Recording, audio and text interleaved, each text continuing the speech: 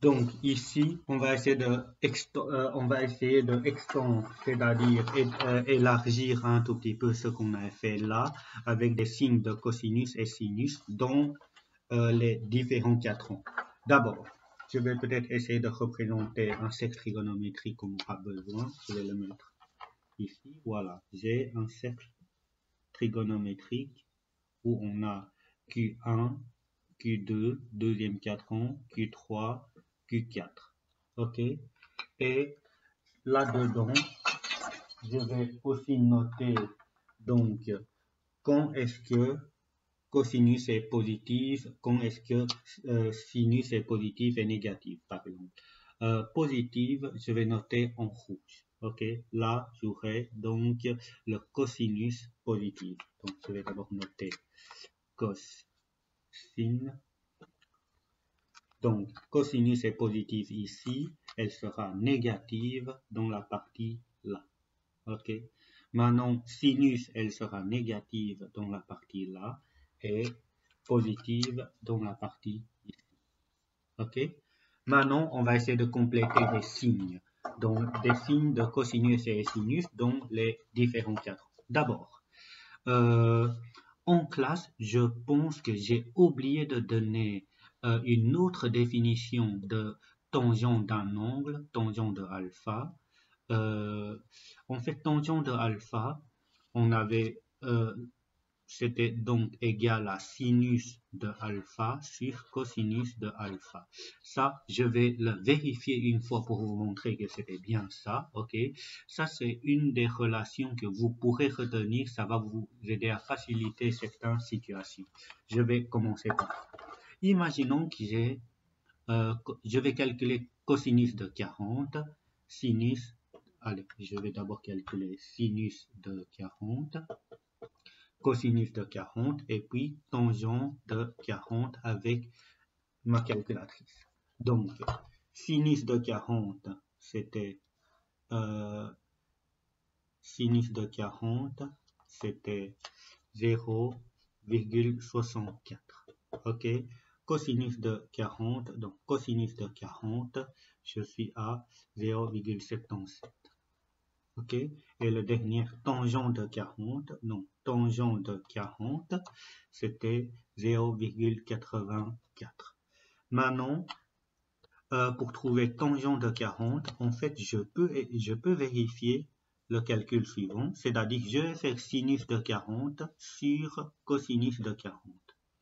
On va essayer de voir ceci. Donc, sinus de 40 divisé par cosinus de 40. On va voir, est-ce qu'on trouve la même réponse ici, ok? Bah, j'ai exactement la même réponse que tangent de 40, voyez? Donc, 0,84. Ce qui signifie que le tangent d'un angle, c'était égal à sinus de l'angle en question, divisé par cosinus de l'angle en question. Il y a moyen de le démontrer avec un triangle rectangle dans un cercle trigonométrique, mais ici, je vais juste, voilà, à distance, je vais juste vous demander de retenir cette relation-là. Donc, tangent, c'était sinus sur cosinus. OK? Voilà, on va essayer maintenant de compléter les signes des cosinus-sinus. Dans le premier quadrant, par exemple, on se trouve ici, dans le Q1, Q2, Q3 et Q4. Vous pouvez faire ce schéma-là, vous pouvez le faire dans le coin si vous pensez que c'est nécessaire pour vous, puisque pour certains, c'est très utile. Donc, le cosinus dans le Q1, c'était en noir, donc c'était positif. Le sinus dans le Q1, c'était aussi noir, donc c'était positif. Maintenant, tangent, c'était le rapport de sinus sur cosinus, donc plus divisé par plus. Donc, les signes vont rester plus. OK? Je dois faire sinus divisé par cosinus. C'est comme si je fais plus divisé par plus. Ça reste positif. Ensuite, dans le deuxième quadrant, donc cosinus, on est dans la partie rouge. OK? Donc, c'était négatif. La partie rouge, négative. Mais sinus, c'est la partie positive, ok? C'est la partie noire qui est ici. Donc, c'était positif. Ensuite, comme tangent c'était sinus divisé par cosinus, donc plus divisé par moins, j'aurai donc moins. Ok, dans le Q2, tangent sera négative. C'est-à-dire pour un angle compris entre 90 à 180 degrés, le tangent va être négatif. Un exemple, par exemple, je cherche tangent de 95, c'était dans le Q2 puisque j'ai 90, 180. Ok, j'ai un nombre négatif. Si je cherche par exemple tangent de 165, j'ai aussi un nombre négatif. Ok, ce qui signifie que quand l'angle est compris dans le Q2, c'était tangent nous donnera négatif. Maintenant qu'on est dans le Q3, ok, on a cosinus c'était rouge, sinus c'était rouge, donc tous les deux c'était négatif. Et par contre, tangent, comme c'était sinus divisé par cosinus, moins divisé par moins, nous donnera le signe plus. Dernière 4 ans, Q4, donc cosinus, c'était positif, c'était la noire. Donc, cosinus, c'était positif. Sinus, c'était la zone ici en rouge, donc c'était négative. Et de nouveau, tangent, quand je fais ci, moins divisé par plus, j'aurai moins. Ok? Quand est-ce que le cosinus d'un angle vaut 0? Là, de nouveau, on pourra travailler avec le cercle trigonométrique. Je veux que cosinus soit 0. Donc, je veux que l'angle, par exemple, hein, je vais essayer de donner un petit exemple. Imaginons que j'ai, je cherche des couleurs. Imaginons que j'ai un angle ici. Ok, cosinus, ça sera là, donc elle n'est pas égale à 0.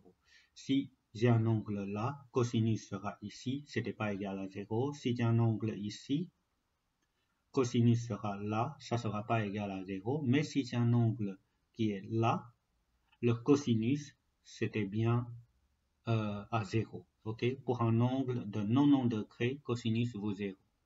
Ok, ok. Et pareil, hein, je peux aller dans l'autre sens. Si j'ai un angle là, le cosinus, ça sera ici. Si j'ai un angle ici, le cosinus sera là. Et si j'ai un angle là, donc, alors le cosinus, la projection du point là sur l'axe de x sera 0. Donc, on peut noter ici, donc, pour l'angle 90 degrés et on a 90 degrés ici et là on a 270 degrés. Ok, car lorsqu'on place deux points à 90 degrés et à 270 degrés, lorsque je place deux points à ces deux endroits-là, deux points ici et là, ok, leur abscisse, puisque cosinus, c'était l'abscisse des points. Ok, si j'ai un point ici, son abscisse c'était ici, ça nous donne le cosinus. Si j'ai un point là, son abscisse est là, donc si j'ai un point là, son abscisse est ici, donc ça nous donne le cosinus. Donc c'est toujours l'abscisse qui nous donne le cosinus. Donc leur abscisse seront égales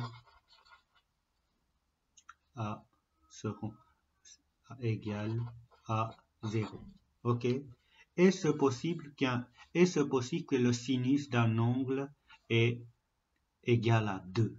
Donc, lorsque j'ai un angle, on fait le sinus, elle est toujours comprise de là à là. Ok, le sinus, c'était toujours de moins 1 là. Je vais noter.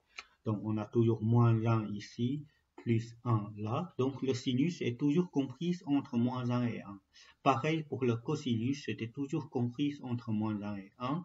Ce qui fait que les cosinus et sinus, ce sont d'un angle, nous donnera toujours des valeurs comprises entre moins 1 et 1. Ça sera donc pas possible de trouver le sinus d'un angle égal à 2. Donc la réponse, ça sera donc pas possible, car cosinus ou sinus d'un angle doivent être toujours comprises entre moins 1 et 1. Ok? Voilà. Un petit résumé, et après on aura fini. Je vais vous proposer donc quelques exercices.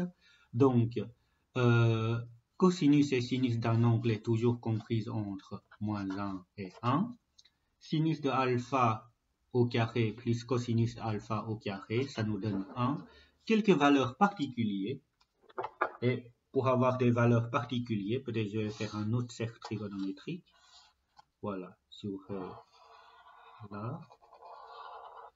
Donc, j'ai 0 degrés, 90 degrés, 180 degrés et 270 degrés. Ok? Donc, quelques valeurs particulières. Donc, d'abord, pour le alpha qui vaut 0, donc 0, c'est là. Donc, son abscisse vaut 1.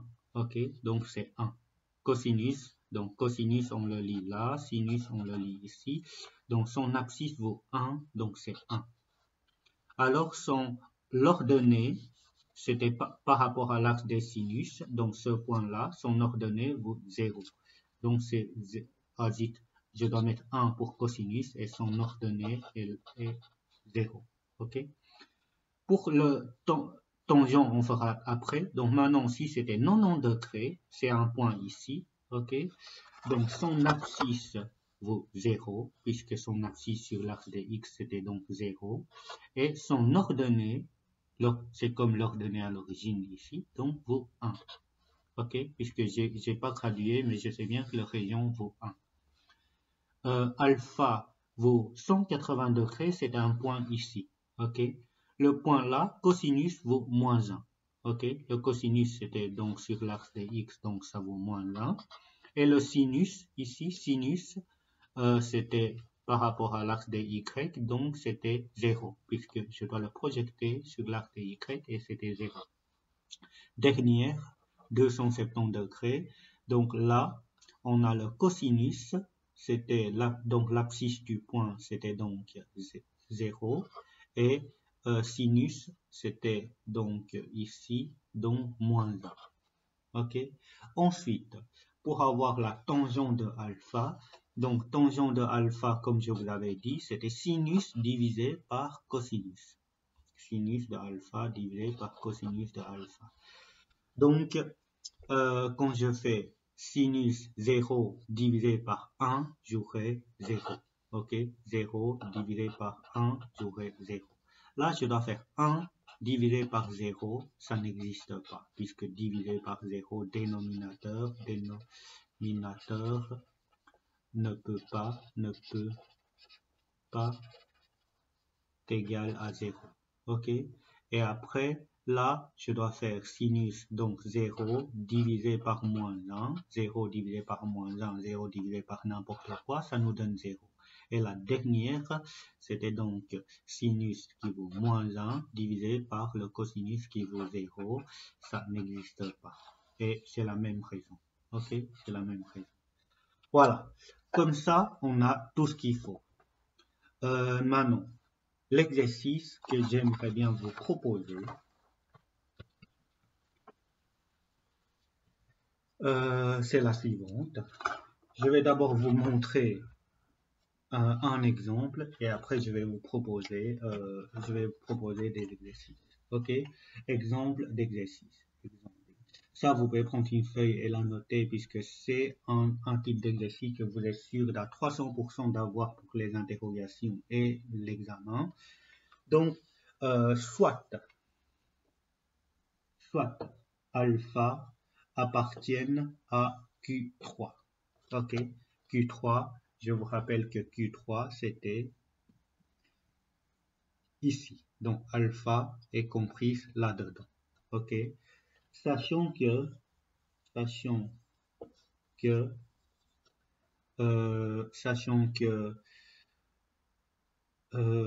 cosinus de alpha égale à moins 0,2. Je demande de déterminer le sinus de alpha. Ok, et là, on va essayer de le résoudre. Et pour résoudre ceci, qu'est-ce qu'on aura besoin? On a besoin de la relation cosinus au carré de alpha. Oui, je vais prendre mes habitudes au carré de alpha plus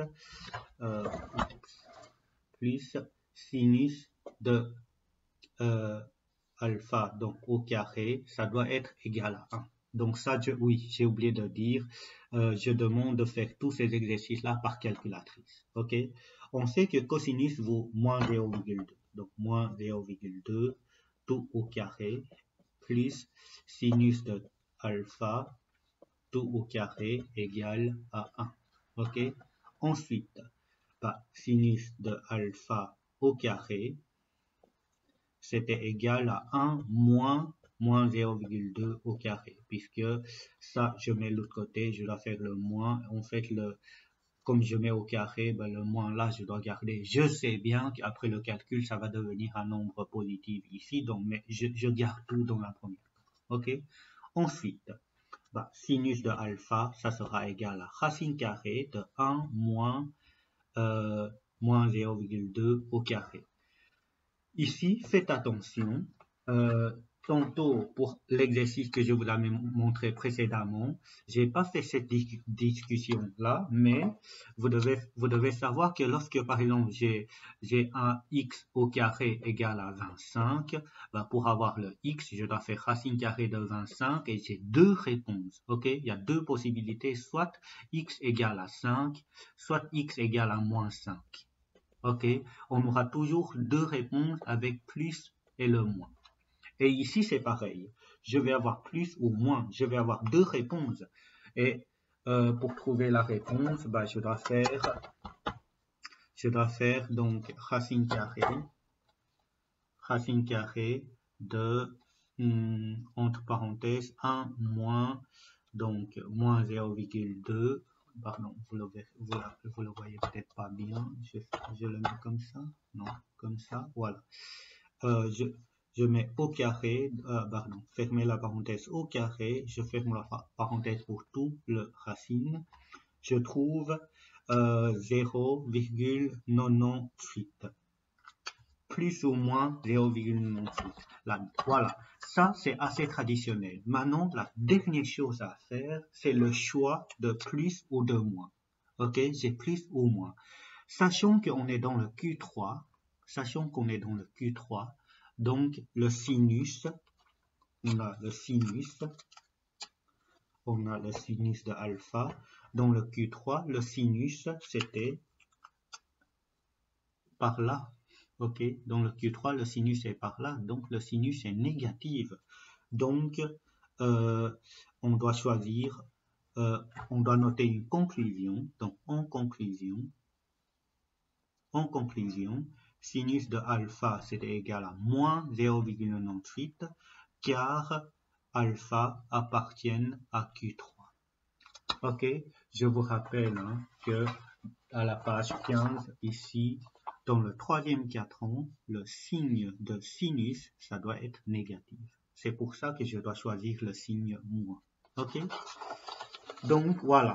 Ça, c'est le type d'exercice que vous devez essayer de le faire. Je vais vous laisser deux exercices pour essayer. Donc, il suffit que je change un tout petit peu les situations. Par exemple, je suis dans le Q4 et le cosinus vaut 0,2, cosinus de alpha vaut 0,2, je demande de déterminer sinus de alpha. Ça, c'est la première énoncée, ok? La deuxième énoncée, donc exemple 2, ça, je vais vous demander d'essayer de le faire. Exemple 3, soit bêta appartiennent à Q2. Ok, je donne donc, sachant que cosinus, allez, je vais changer un tout petit peu, au lieu de mettre cosinus, je mets sinus de alpha égale à 0,1, je demande de déterminer